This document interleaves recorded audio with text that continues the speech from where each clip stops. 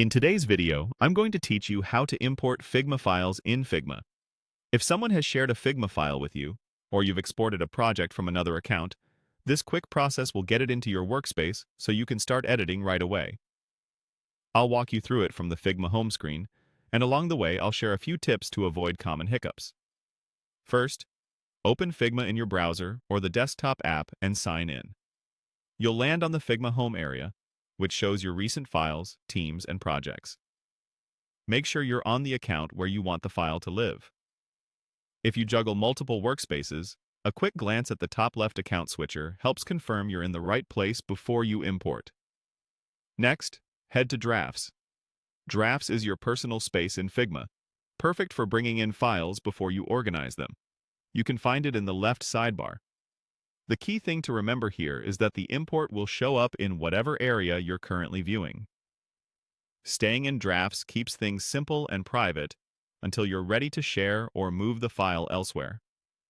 Now, locate the Figma file on your computer. It will typically have a .fig extension. Open your computer's file browser, then click and drag that file directly into the Drafts area in Figma. Drop it anywhere in the empty space. If your file is large, give it a moment to register the drag and drop. Keeping the file name clear and descriptive can save you time later when searching. Once you drop it in, wait for the import to complete. You'll see a brief progress indicator, and the time can vary depending on your internet speed and the file's size. Avoid refreshing the page or navigating away during this step. If it seems stuck, check your connection and try again, or close other heavy downloads to speed things up. When the import finishes, you'll see the new file appear in Drafts. Click it to open and review the contents. Check that pages, frames, and components look correct, and scan for missing fonts or images.